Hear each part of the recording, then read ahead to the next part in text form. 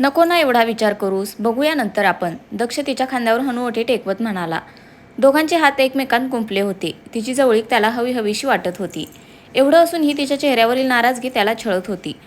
Photoshoot झालं तसं दीक्षा तडक तिथून निघून गेली. आता पुढे ती पूर्ण लग्न आवरेपर्यंत त्याच्यासमोर आली नाही. त्याची नजर मात्र तिच्या भोवती भिरभरत होती. दक्ष, आवर स्वतःला. तिच्या मनात अजून तरी तुझ्याविषयी काही नाहीये, ना फिलिंग्स ना इमोशन्स. तुला अजून वाट पाहावी लागणार आहे. But I love you Diksha, love you so much. Daksh मनातल्या मनात म्हणाला. संध्याकाळी 5 वाजेपर्यंत सगळे लग्नविधी आणि इतर गोष्टी आवरल्या. निवेदिता आणि दिनेश लग्नबंधनात अडकले. संध्याकाळी वाजत गाजत वरात कारखानीसांच्या घरी दाखल झाली. निवेदिताने माप ओलांडून घरात प्रवेश केला. घरात सगळी गडबड होती. दीक्षा येणाऱ्या जाणाऱ्याकडे पाहत होती. त्यांना काय हवं नको त्याकडे लक्ष पुरवत होती. सगळं आवरेपर्यंत रात्र झाली. दीक्षा झोपायला म्हणून रूममध्ये निघून आली. दिवसभराच्या दगदगीने ती खूप थकली होती. तिने रूममध्ये पाऊल टाकलं आणि समोर मोबाईल पाहत बसलेला दक्षला पाहून तिचा राग उफाळून आला. ताडताड पावलं टाकत ती त्याच्यासमोर उभा राहिली आणि तिने त्याच्या हातातला मोबाईल हिसकावून घेतला. काय करतेस दीक्षा? दक्ष वैतागला. हे मी तुला विचारायला पाहिजे दक्ष. काय नाटक लावलीस तू? मंगळसूत्र काय, फोटो काय? तुला काय दाखवायचंय लोकांना? तू माझ्यावर किती प्रेम करतोस? किती काळजी आहे तुला माझी? हेच ना? दीक्षाची चिडचिड होत होती. दीक्षा, तू आता खूप दमलेस. आपण या विषयावर उद्या बोलू. नाही, मला आत्ताच्या आत्ता बोलायचंय. का करतोस तू असं? मला सगळ्यांसमोर वाईट ठरवून काय आसुरी आनंद मिळतो तुला? मुद्दामून मला जवळ घेतोस, एकटक पाहत राहतोस, जाणून बुजून करतोस ना हे सगळं? बाई बघा, मी माझ्या बायकोवर किती प्रेम करतो वगैरे वगैरे. दीक्षा, उगाच तोंडाला येईल ते बडबडू नकोस. तुझा मेंदू थकलाय आता, तू मस्त आराम कर. दक्ष तिला समजवण्याचा प्रयत्न करत होता. माझा मेंदू जागेवर आहे मिस्टर दक्ष कारखानीस. तुझ्या मेंदूचा आटा ढिला झालाय, समजलं तुला? नाटक करण्यात एक नंबर आहेस.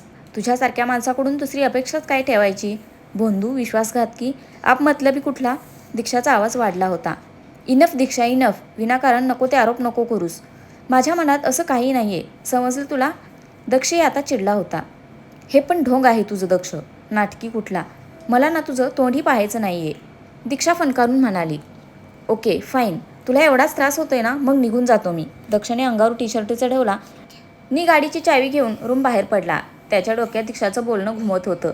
त्याने त्याची गाडी काढली नि गेट बाहेर घेतली. त्याला शांत होण्याची गरज होती. आईला, हा आता कुठे निघाला? मला वाटलं होतं सकाळपर्यंत वाट पाहावी लागेल, पण नाही. याचं मरण मी ठरवलं, त्याच्या आधीच येते. तो खुनशी हसत म्हणाला. त्याने हसतच एक नंबर फिरवला. हॅलो मॅडम, आहेस कुणीकडे तू? मनस्वीने विचारलं. कारखानीसांच्या घराबाहेर आहे. मॅडम, एक न्यूज द्यायची आहे. पक्षी आपल्या पिंजरात अडकला. थोड्या वेळात तो तडफडून तडफडून मरेल. काय बातमी दिलीस तू? असं जर झालं ना तर तुझा इनाम पक्का. ती खुनशी हसत म्हणाली. ओके मॅडम, मी लगेच कामाला लागतो. त्या माणसाने खुशीत फोन ठेवला. दिग्विजय, तुझ्या लाडक्या भावाला तुझ्याकडे पाठवते रे. मनस्वी एकटीच हसायला लागली. दीक्षाचं बोलणं अजूनही दक्षच्या डोक्यात घुमत होतं. तो जे काही बोलला होता किंवा वागला होता ते मनापासून होतं, पण दीक्षा ते समजून घ्यायला तयार नव्हती. दीक्षाची वाक्य आठवली तसा त्याच्या गाडीचा स्पीड अजूनच वाढला. ही समजते कोण स्वतःला? आय नो माझ्याकडून चूक झाली, पण म्हणून माणूस सुधारू शकत नाही का? बघावं तेव्हा मनाला येईल ते बोलत बसते. काय यार दीक्षा, कधीतरी समजून घे ना मला. व्हॉट्स इट? दक्ष, तू तिच्यापासून लांबच राहा. पाहिलंच ना आज काय झालं ते. ही अशी सिच्युएशन्स नको परत. दक्ष स्वतःला समजावत म्हणाला. तो विचारांच्या ओघात बराच पुढे निघून आला होता.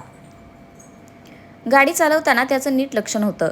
समोरून आलेला ट्रक त्याला दिसला नाही, एवढा तो त्याच्या विचारात हरवलेला होता. दक्षाचं समोर लक्ष गेलं तसा तो पटकन भानावर आला. ट्रक ड्रायव्हर रॉंग साईडने येत होता. त्याने लाईट्स दिले आणि हॉर्न वाजवला तरीही ट्रक थांबेना. त्याने गाडी दुसऱ्या साईडला वळवली तसा ट्रकही दुसऱ्या साईडला आला. हा मूर्ख माणूस करतोय तरी काय? दक्षला काय करावं ते समजत नव्हतं. तरी बरं रस्त्याला रहदारी कमी होती. तो गाडी साईडला घेण्यासाठी जागा शोधू लागला. समोरून येणारा ट्रक जोरात होता. त्याने गाडीचं स्टिअरिंग फिरवलं तसा तो ट्रक भरधाव वेगाने त्याच्या बाजूने निघून गेला. दक्षच्या जीवात जीव आला, पण क्षणभरच. गाडी साईडला घ्यावी म्हणून दक्षने ब्रेक मारला तर गाडीचा ब्रेक काम करत नव्हता. आता या गाडीला काय झालं? संध्याकाळी तर सगळं ठीक होतं, दक्ष वैतागत म्हणाला. त्याने ब्रेक मारायला सुरुवात केली, पण काहीच उपयोग झाला नाही. दक्षने आरशातून पाहिलं तर मागचा तो ट्रक आता मागून त्याच्याच दिशेने येत होता. दक्षला आता कळून चुकलं होतं की त्याला धोका आहे. त्याने गाडीचा स्पीड वाढवला तसा ट्रक ड्रायव्हरनेही स्पीड वाढवला. ट्रक दक्षच्या गाडीच्या एकदम जवळ आला. स्वतःला वाचवायला म्हणून दक्षने गाडीचं स्टिअरिंग फिरवलं आणि गाडी बाजूला असलेल्या झाडावर जाऊन आदळली. आणि उलटी झाली. गाडी उलटी झालेली पाहताच ट्रक ड्रायव्हर हसत तिथून निघून गेला.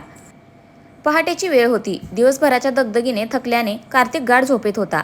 तेवढ्यात त्याचा फोन वाजला. झोपेतून डिस्टर्ब झाल्यामुळे त्याने नाराजीत फोन उचलला आणि कानाला लावला.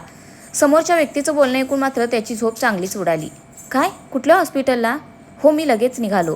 कार्तिक पटकन उठला आणि गाडीची चावी घेऊन हॉस्पिटलला यायला निघाला. दक्ष एवढ्या रात्री बाहेर का गेला होता? काय गरज होती बाहेर जायची काय माहीत. आय होप फार सिरियस नसावा. कार्तिक बडबडत गाडी चालवत होता. थोड्या वेळात तो हॉस्पिटलमध्ये पोहोचला. रिसेप्शन काउंटरवर चौकशी करून तो आत निघून आला. डॉक्टर, दक्ष कारखानीस कसे आहेत ते? तुम्ही कोण त्यांचे? डॉक्टरने विचारलं. मी त्यांचा भाऊ आहे. प्लीज मला सांगाल का दक्ष कसा आहे आता? कार्तिक हायपर होत म्हणाला.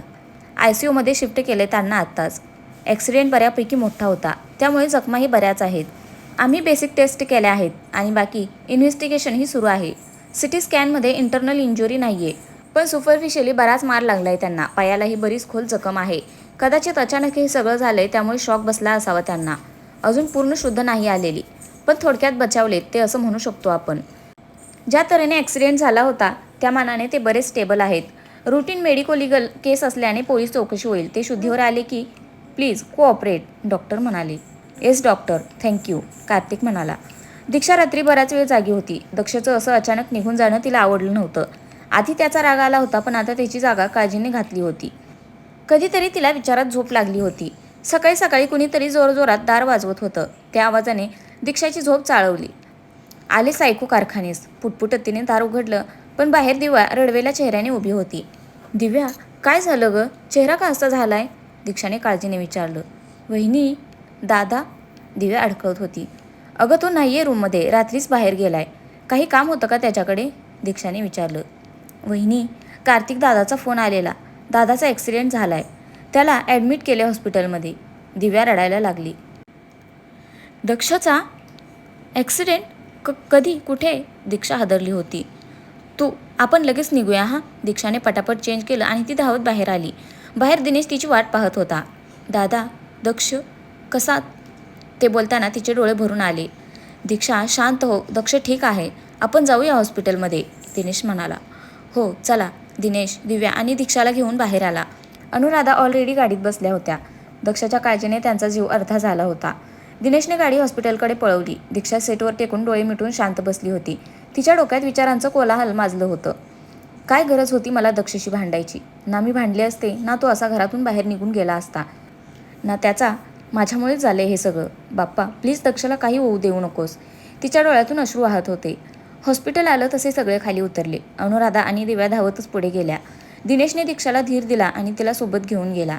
दीक्षा अस्वस्थ झाली होती. दक्षची काळजीही वाटत होती आणि कुठेतरी त्याच्या अवस्थेला ती जबाबदार आहे याचं गिल्टही. कार्तिक ICU बाहेर थांबला होता. कार्तिक, अनुराधांनी त्याला हाक मारली. मावशी, त्यांना पाहून तो उभा राहिला. कसाय रे दक्ष आता? अनुराधा रडू आवरत म्हणाल्या. मावशी शांत हो. डॉक्टर म्हणाले तो स्टेबल आहे. अजून ICUमध्येच ठेवलंय त्याला. देवाच्या कृपेने फार सिरियस असं काही नाहीये. जरा वेळात शुद्ध येईल त्याला. आपल्याला आज जायला परमिशन नाहीये, सो बाहेरूनच बघा. ये, मी दाखवतो तुला. कार्तिकच्या पाठोपाठ सगळे तिकडे गेले. दक्ष बेडवर शांत पडून होता. ऑक्सिजन मास्क लावला होता. पायाला बँडेज केलं होतं. बाकीही ठिकठिकाणी जखमा होत्या. त्याला असं पाहून अनुराधाबाईंना रडू आवरलं नाही. त्या कार्तिकला मिठी मारून रडायला लागल्या.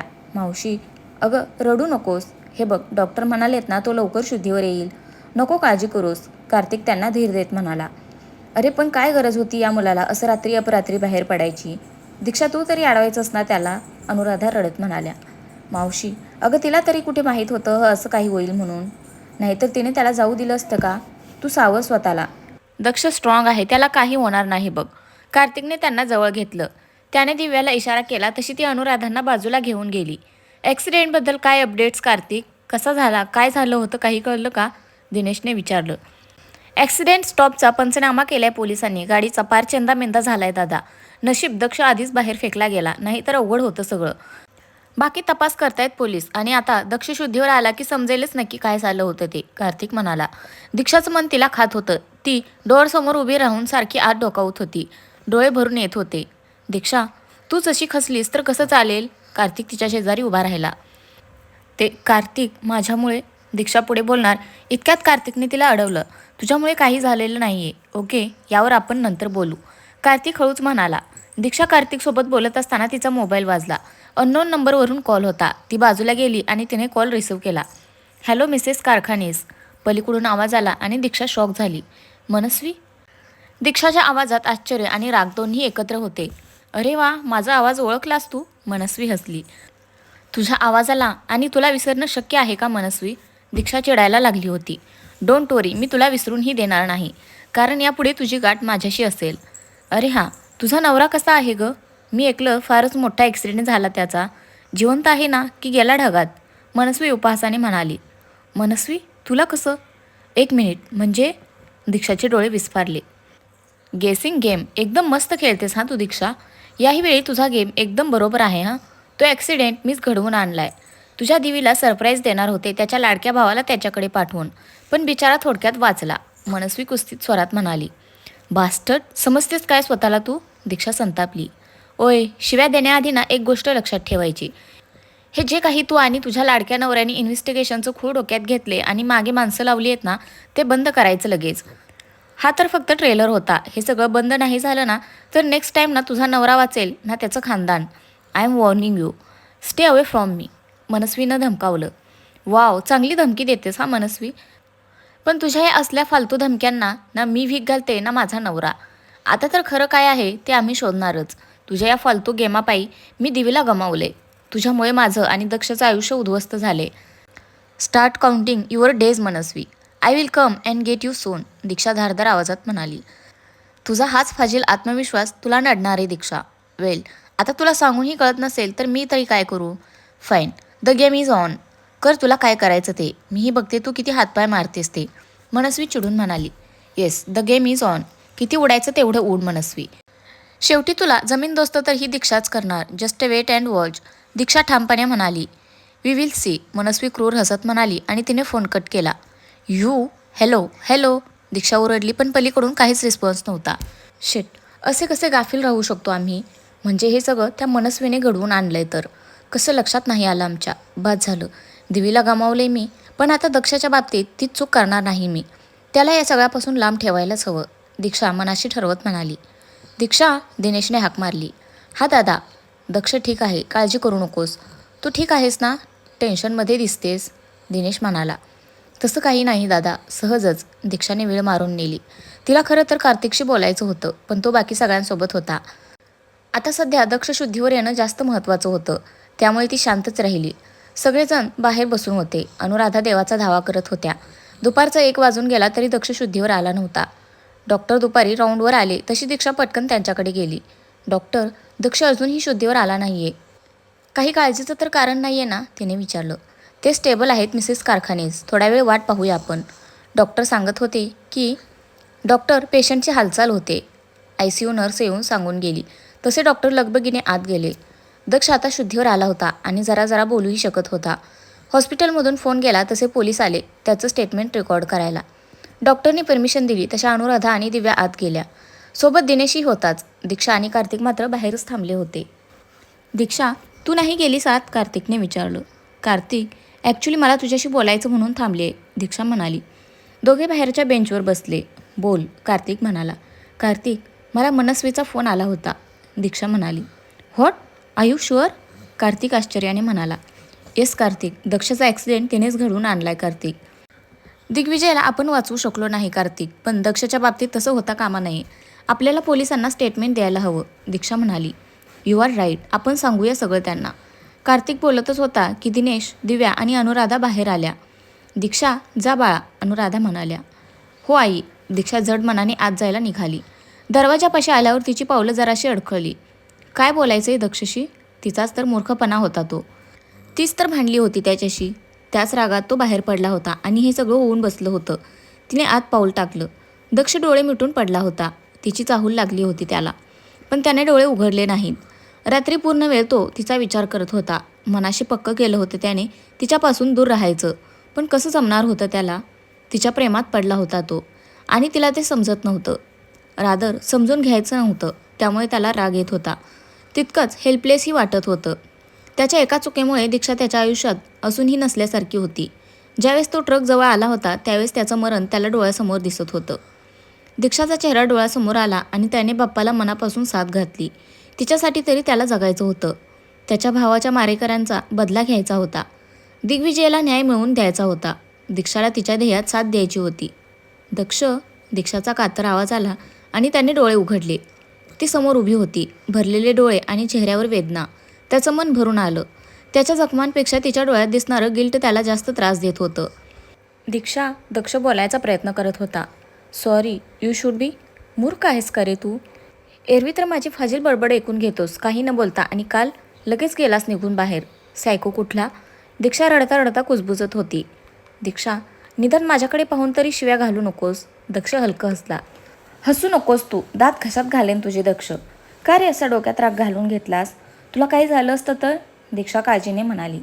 तुझ्यासाठी बरंच झालं असतं ना मग. काही न करता माझ्यापासून पिच्छा सुटला असता तुझा. दक्ष, दक्ष असं कसं जाऊ देईन तुला? अजून खूप छळ सहन करायचं आहे तुला. एवढ्यात हरलास? दीक्षा त्याच्याकडे पाहून म्हणाली. तसा तो परत हसला. लवकर बरा हो ना दक्ष. दीक्षा त्याच्या हातावर हात ठेवत म्हणाली. मिस करतेस मला?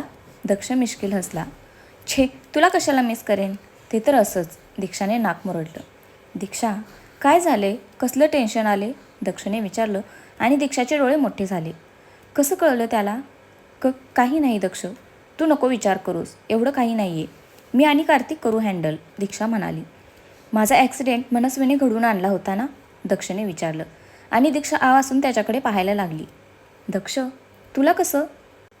दीक्षा, जेव्हा मी कुणाच्या मागे माणसं लावू शकतो तेव्हा माझ्या मागे कुणीतरी माणसं लावली आहेत हे मला कळणार नाही का? दक्ष हलकं हसला आणि दीक्षा त्याच्याकडे पाहतच राहिली. मॅम, त्यांच्या मेडिसिनची वेळ झाली आहे, सिस्टर सांगत आल्या. नको एवढा विचार करूस, बोलू आपण, शांत हो. दक्ष दीक्षाला नजरेने धीर देत म्हणाला. मी आहे बाहेर.